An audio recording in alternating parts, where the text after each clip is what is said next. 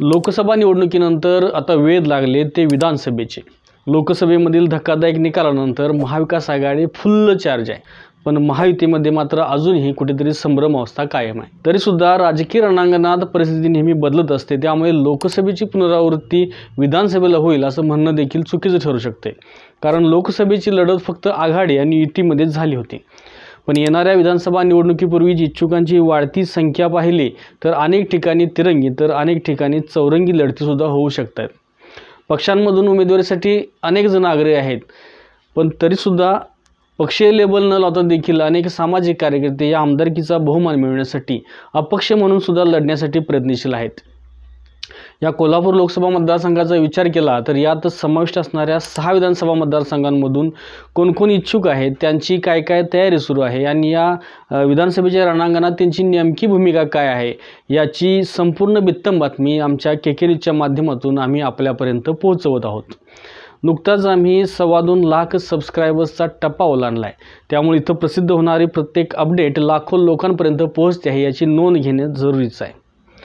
चला तर आज पाहूया नुकत्याच झालेल्या लोकसभा निवडणुकीत सर्वात हायलाईट झालेला आणि छत्रपती शाहू महाराजांच्या विजयावर शिक्कामोर्तब करणारा मतदारसंघ अर्थात करवीर मतदारसंघ।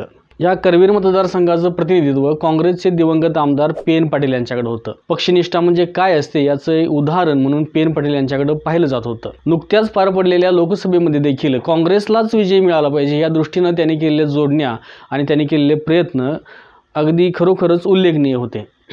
प्रचारावेळी त्यांनी शाहू महाराजांना करवीर मतदारसंघांमधून मिळालेलं लीड जिल्ह्यातल्या कोणत्याही मतदारसंघात तुटणार नाही असं ठासून सांगितलं होतं आणि ते त्यांनी करूनही दाखवलं। पण दुर्दैवाने हा निकाल ऐकण्यापूर्वीच त्यांचं निधन झालं। त्यांच्या निधनानं जिल्हा काँग्रेसचं न भरून येणारं नुकसान झालंय, त्यासोबतच करवीरमध्ये सुद्धा त्यांची अजून उणीव भासते आहे। आता येणाऱ्या विधानसभेला त्यांचे पुत्र राहुल पाटील यांची उमेदवारी काँग्रेसमधून निश्चित मानली जाते, पण त्यांची लढत कोणाबरोबर होणार हे पाहणं औत्सुक्याचं ठरणार आहे। जर लढत एकाच एक झाली तर माजी आमदार चंद्रदीप नरके हेच त्यांच्या विरोधात असतील, पण जर का तिकीट वाटपात बिघाडी झाली आणि वाढलेल्या इच्छुकांची संख्या पाहिली तर गोकुळचे संचालक डॉक्टर चेतन नरके, राजूभाऊ सूर्यवंशी, हंबीरराव पाटील हळदीकर आणि संताजी उर्फ बाबा घोरपडे यासारख्या इच्छुकांचं एक मोठं आव्हान त्यांच्या समोर असणार आहे। नमस्कार, मी कृष्णा लाड आणि आज पाहूया दिवंगत आमदार पी.एन. पाटील यांच्यानंतर करवीरमध्ये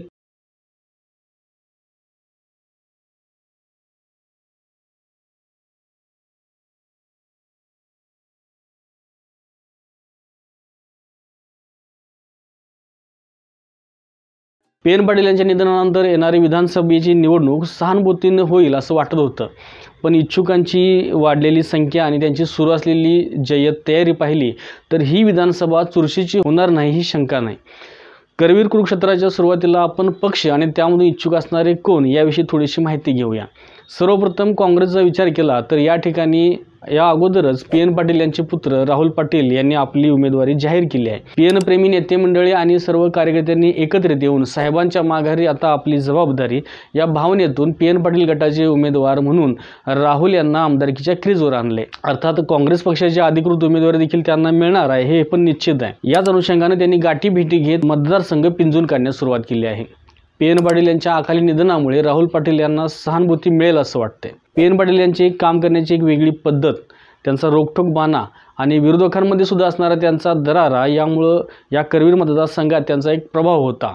त्याबरोबरच आमदारकीच्या कार्यकाळात वडिलांनी म्हणजेच पी.एन. पाटील यांनी करवीर मतदारसंघामध्ये केलेल्या मोठ्या विकास कामांची शिदोरी देखील राहुल पाटील यांच्यासोबत असणार आहे। आता त्यांच्या विरोधात बघायचं झालं तर पी.एन. पाटील यांचे राजकीय प्रतिस्पर्धी चंद्रदीप नरके हे देखील सक्रिय आहेत।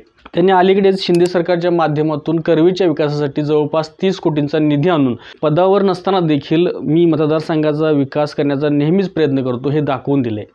त्यांच्या कार्यकर्त्यांकडून देखील जनतेवर जबाबदारी सोपवणारा नाही तर जनतेची जबाबदारी स्वीकारणारा नेता अशा टॅगलाईन खाली विधानसभा लढवण्याचा संकल्प केलाय।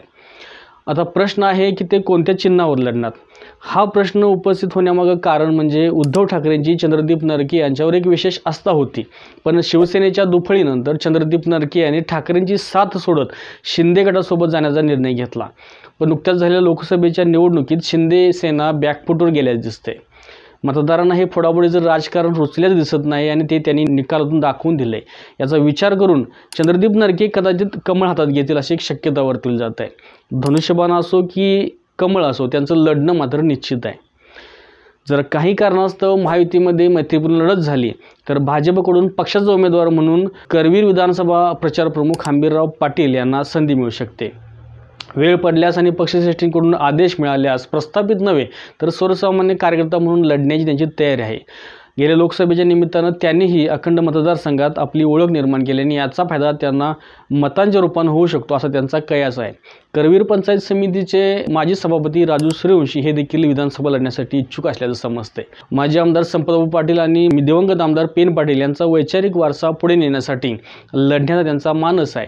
काँग्रेसकडे उमेदवारीसाठी आग्रह धरणार, पण उमेदवारी नाही दिली तरी थेट जनतेतूनच उमेदवारी घेणार, पण मी लढणार असं त्यांच्या समर्थकांकडून सांगण्यात येते. आता नुकत्याच झालेल्या लोकसभेला उमेदवार म्हणून तयार केलेले डॉक्टर चेतन नरके यांची भूमिका देखील या मतदारसंघामध्ये अगदी निर्णायक ठरणार आहे. कोल्हापूर लोकसभेच्या निमित्तानं सर्व 6ही मतदारसंघ त्यांनी पिंजून काढलेत. काही कारणास्तव त्यांना लोकसभा निवडणूक लढवता आली नाही, पण तरी देखील त्यांची कर्मभूमी असणाऱ्या या करवीर विधानसभेत ते प्रमुख दावेदार होऊ शकतात. विधानसभेच्या तयारीविषयी त्यांना विचारलं असता विधानसभा अजून दूर आहे, त्यामुळे जो काही निर्णय घ्यायचा आहे तो त्याच वेळी घेतला जाईल असं सांगत आपण आपले पत्ते अजून खोललेले नाहीत, पण हुकमाची पानं मात्र आपल्याकडे असल्याची खात्री दिली आहे. विधानसभा लढवायची की नाही, लढवली नाही तर कोणाला पाठिंबा द्यायचा याचा निर्णय देखील त्याच वेळी घेण्यात येईल. पण काहीही झालं तरी करवीर मतदारसंघामध्ये आमच्या नरके गटाची भूमिका मात्र निर्णायक असणार आहे हे नक्की, असं गोकुळचे संचालक डॉक्टर चेतन नरके यांनी स्पष्ट केलं आहे. या सर्व मातब्बरांच्या मांदियाळीत विधानसभा निवडणुकीच्या निमित्तानं आणखीन एक नवं नाव चर्चेत येतं आहे. कोरोना काळातील मदत, महिला सबलीकरणासाठी विशेष प्रयत्न आणि व्हिजन चॅरिटेबल ट्रस्टच्या माध्यमातून सर्वसामान्य रुग्णांना अडचणीच्या वेळी मदतीचा हात देणारे संताजी उर्फ बाबा घोरपडे हे देखील विधानसभा निवडणूक लढवत आहेत. जनसुराज्य पक्षाचे संस्थापक आमदार विनय कोरे यांच्याशी असणाऱ्या स्नेहपूर्ण संबंधांमधून नारळ हातात घेत करवीर मतदारसंघामधून बाबा घोरपडे आपलं नशीब आजमावणार आहेत. आमदार विनय कोरे हे महायुतीमधील घटक आहेत. त्यांनी मागणी केलेल्या 2 जागांमध्ये करवीर मतदारसंघाचा समावेश आहे आणि या करवीर मतदारसंघाच्या जागेवरच घोरपडेंना संधी देण्याचा आमदार कोरे यांचा विचार आहे. काही कारणास्तव आमदार कोरेंना ही जागा मिळाली नाही तरी देखील अपक्ष लढण्याचा संताजी उर्फ बाबा घोरपडे यांचा निर्धार मात्र पक्का आहे. अशा या मातब्बरांच्या लढतीमध्ये करवीरचा कारभारी होण्याची संधी कोणाला मिळणार, या वारेमाप इच्छुकांच्या मांदियाळीत कोण बाजी मारणार हे निकालानंतरच समजेल.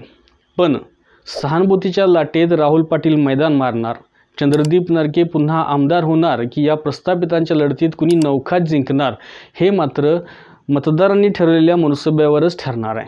KK न्यूज प्रस्तुत विधानसभेच्या कुरुक्षेत्रमधून 6ही विधानसभा मतदारसंघामध्ये हालचाली आणि ताज्या घडामोडी मिळवण्यासाठी आत्ता लागलीच आमच्या चॅनेलला सबस्क्राईब करा. धन्यवाद.